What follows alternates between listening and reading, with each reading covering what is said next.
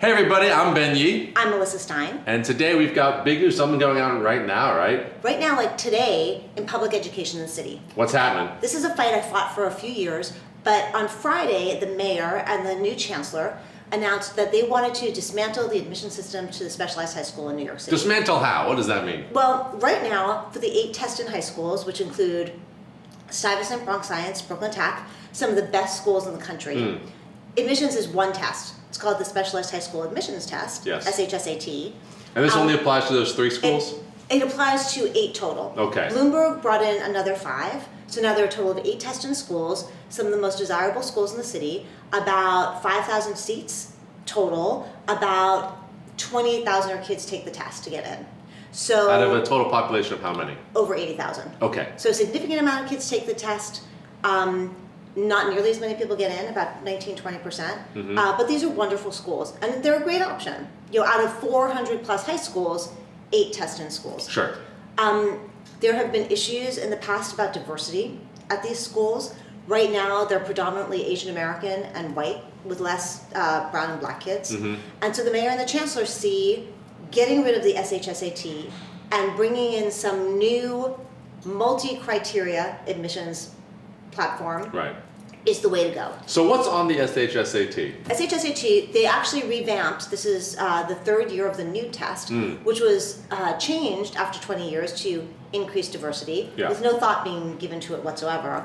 But at the moment it's 114 questions, half math, half English, based on school curriculum. They took out some sections that hadn't been in school curriculum before. They said this makes it easier for more people to participate and do well without expensive test prep programs. They lengthened the length of the test. They've added 20 field test questions. So 20 questions now will not count towards a kid's score. They've lengthened the length of the test, which is making it more stressful for kids, knowing both That's brutal. I remember when I took the test. Wait, you went to Bronx Science, I did right? go to Bronx Science. Intense experience. Quite. But now even harder because a whole mess of those questions don't count. Right. So these kids are being used as guinea pigs, which I find grossly unfair. And this was passed very secretly a few years ago with no input. So what are the proposed changes we're looking at now? Proposed changes is there's nothing concrete, really. They want to get rid of the SHSAT. Entirely? Entirely. But they can't because the 3 big schools, Bronx Science, Brooklyn Tech, Stuyvesant, are covered under a state bill called the Heck-Calandra Act, which was passed in the 70s, which was meant to have a completely objective admissions method. So not based on... No, that's the law. It says it has to be objective. This is the state law. Right. So in order for the mayor and the chancellor to change the admissions method, at least to those 3 schools, there's going to have to be a law change in Albany. Now we're seeing that? What's happening now? So apparently on Friday, the mayor said, hey, we are introducing a bill to change the state law. The vote's on Wednesday. So no time for discussion, no time for public input. The alumni foundations and former students and people at the schools are fighting to maintain this SHSAT. These are rigorous, academically challenging schools. Again, some of the best schools in the country. Kids work hard to get in, and a high number of these kids are underprivileged. So while people maintain that there is not enough diversity, there's actually a good amount of socioeconomic diversity, just not within all. But there's not ethnic diversity. There is ethnic diversity as well. They make it sound when they say elite schools as if it's elite as in white. And that's not true. At Stuyvesant, at Brooklyn Tech, at Bronx Science, a predominant number of kids are Asian American and some of the poorest families in the city. Brooklyn Tech last year was 64% underprivileged kids. That's a tremendous number of kids who are living But they argue just not enough black and brown. Browns, right. Now why is that? So here's the answer, Mr. Mayor and Mr. Chancellor, about what you need to do. Public education in lower grades is not consistent across the city. If you have schools in the Bronx who are only getting 1s and 2s on state tests, those kids are not academically prepared enough to get into these high-performing high schools. Changing the restrictions by taking away the test and changing admissions methods doesn't mean that these kids are going to be better qualified.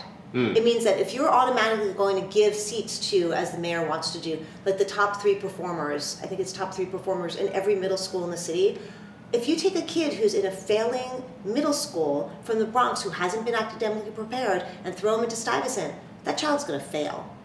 Unless Stuyvesant rigor comes down considerably. There's no way that that's going to work. What has to happen is the hard work of improving elementary and middle schools so that by the time the kids get to the point where they can take a test, they have the knowledge and expertise and experience to be prepared and to do well. Just changing, dismantling the admissions system and taking away the test is in no way going to change the diversity of these schools. It's another mayoral, quick fix Band-Aid that sounds It's not even good. mayoral. It Well, it's gonna be happens state. in Albany, which I Right. think is super ironic, because I would tend to agree with you, in particular because New York State has the most segregated schools in the Yes. entire Yes. segregated A school huge system in the story right entire now. United States, and a large part of that is the way Albany funds public education, or doesn't fund public education.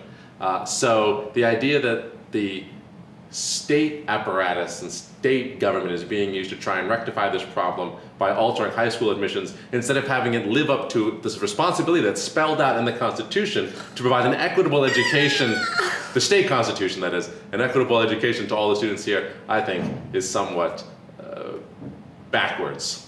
Absolutely, and the another joke level of this is that this fight happens every few years, and generally because the governor in Albany doesn't particularly like the mayor, it gets voted down by Republican But that's a whole senators. other That's a whole other thing. and we got to wrap this one up. Right, But we can talk about that another time. Yeah. All right. See you later. Laters.